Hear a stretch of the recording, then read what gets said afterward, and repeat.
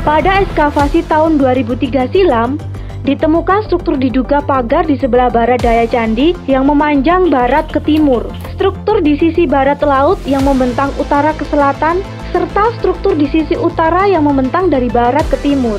Pada ekskavasi kali ini, pihaknya menemukan struktur serupa di sebelah timur candi yang memanjang dari utara ke selatan. Sehingga nanti kedepannya ini perlu kami tambahkan untuk menunjukkan bahwa tadi ini ada pagar kelilingnya. Kita yakin bahwa Candi di Gemaan ini adalah satu bangunan yang utuh sampai ke atas, ke atap gitu maksudnya. Jadi bukan menggunakan umpak terus ada tiang baru ada atapnya, bukan seperti itu, ya. Tapi yang kita temukan adalah hanya bagian kaki dan fondasi, berarti badan dan atap itu hilang semua.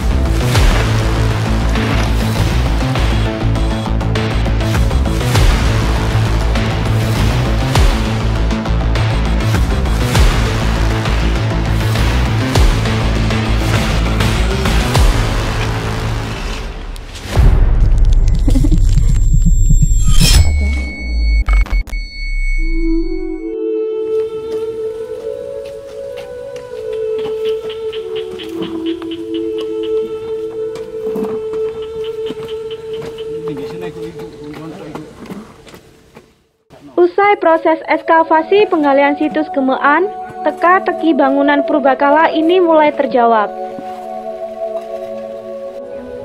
Situs yang berlokasi di area persawahan warga tersebut merupakan candi yang diduga lebih tua dari Majapahit, yakni peninggalan Mataram kuno atau Medang.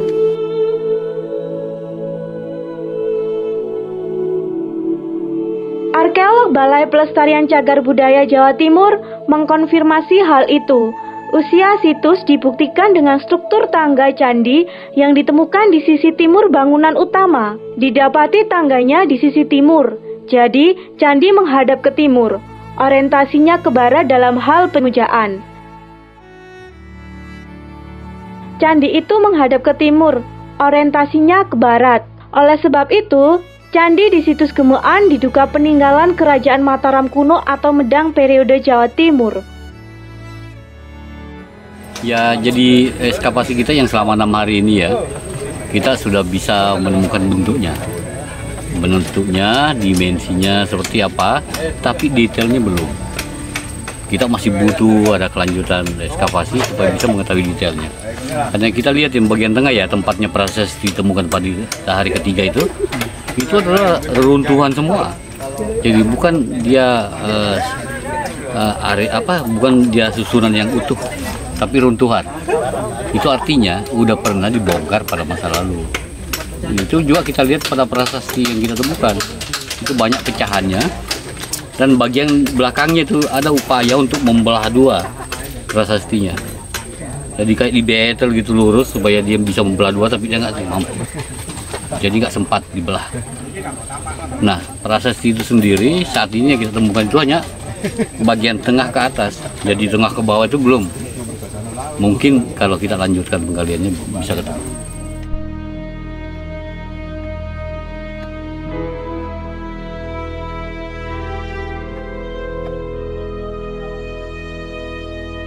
Pusat pemerintahan Medang dipindahkan ke Jawa Timur pada masa pemerintahan Pusindo pada tahun 929 Masehi. Dia memerintah hingga 947 Masehi.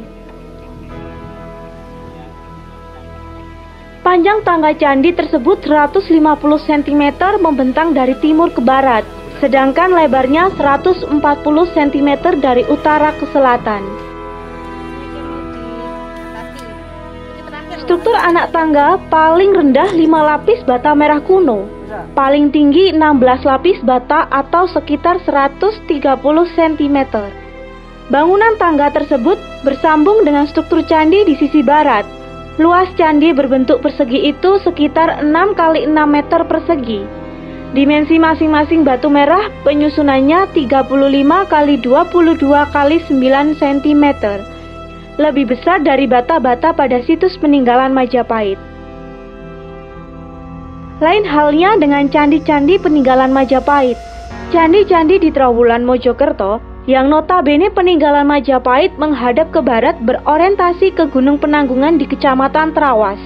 Interpretasi tersebut juga didukung temuan sebuah prasasti catur muka di situs Gemean.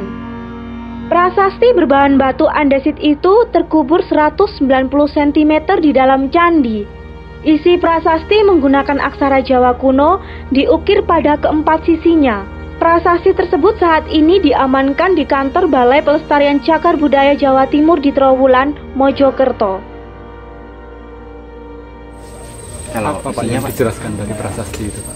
Ya, prasasti itu menjelaskan tentang bagaimana seorang raja ya pada tahun 800-an Saka ya itu membeli tanah di daerah ini yang kemudian dijadikan sebagai tempat menetapkan prasasti Simait, yang memberikan kewenangan kepada orang yang diberi kuasa pada saat itu untuk bebas dari pajak.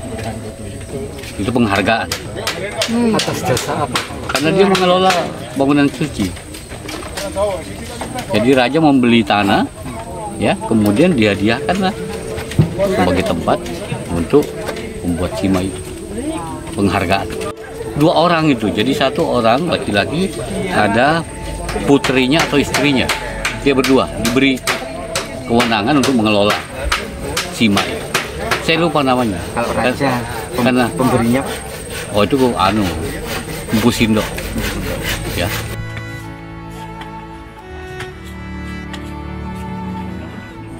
Nah, kemungkinan besar karena yang kita temukan sekarang itu kan tinggal baturnya ya. Kita yakin bahwa candi di Gemean ini adalah satu bangunan yang utuh sampai ke atas, ke atap gitu maksudnya. Jadi bukan menggunakan umpak terus ada tiang baru ada atapnya, bukan seperti itu, ya. Tapi yang kita temukan adalah hanya bagian kaki dan pondasi, berarti badan dan atap itu hilang semua. Entah penyebabnya adalah bencana atau apa, itu belum. Karena kita kan baru 6 hari penggalian di sini, belum banyak data yang kita tahu. Tapi tidak menemukan sama sekali, tidak menemukan adanya umpak dan tidak menemukan pecahan genteng.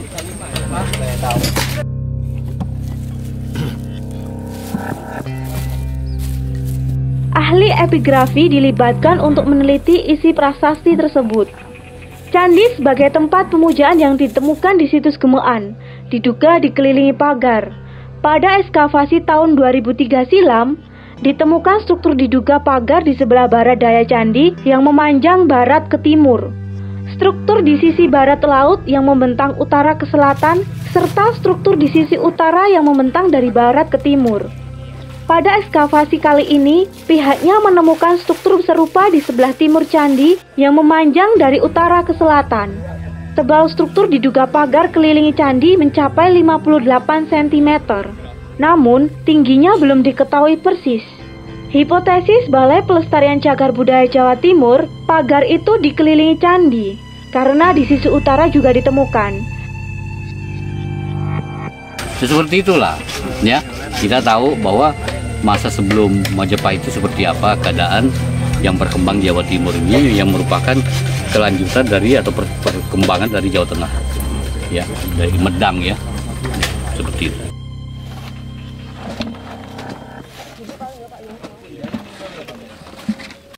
Jadi beda ya antara arah hadap itu sama orientasi, ya. Arah hadap itu di mana pintu menghadap, ya. Nah, di sini di Gemean ini kita belum menemukan pintunya. Hanya ada indikasi yang menyerupai tangga, tapi apakah tangga menuju ke ruang di dalam candi itu belum tahu, belum diketahui. Tetapi kalau itu memang bahwa tangganya ada di sebelah timur, itu akan berbeda dengan tinggalan-tinggalan yang ada di daerah Trowulan ini pada masa berikutnya ya. Dia pasti orientasinya ke Pawitra, artinya di timur. Berarti pasti bangunannya menghadapnya ke barat. Itu kita belum menemukan seperti itu di sini. pagar keliling yang 32 meter persegi itu juga kita belum menemukan pintunya. Belum ditemukan karena kita belum gali. Baru sebagian yang kita tampak. Jadi masih perlu kelanjutan kegiatan pencarian. Maksudnya Oh ini ya, ini denanya adalah ini sebenarnya adalah persegi tempat ya. Cuman ke 4 bidangnya itu ada bagian yang menonjol atau apa namanya penampil ya. Namun untuk penampil yang utamanya ada di sisi timur, ini sebagai trap tangga, sehingga struktur ini menghadap ke arah timur yang ditandai adanya trap tangga. Berarti yang untuk ditemukan hari ini yang mana aja untuk dindingnya? Oh ya, ini kan struktur yang kami temukan sampai kemarin. Nah kemarin di daerah ini, Oh, ini adalah yang panjang itu ya 8 ya, meter itu. 8 meter itu. Arah sini. Nah sebenarnya di sisi sini juga ada. Pagar juga. Iya pagar. Pagar keliling. Dulu waktu penggulutan Penggulutan untuk penanaman tebu didapatkan indikasi ini. Dan juga di daerah sini juga ada, di barat laut dan juga di daerah barat daya sini. Sehingga nanti kedepannya ini perlu kami tambahkan untuk menunjukkan bahwa tadi ini ada pagar kelilingnya. Itu kira-kira luasannya sampai berapa, Pak?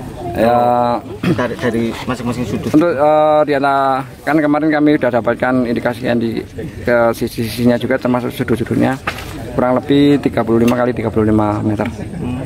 Nah ini indikasi pagar ini setebal 59 cm.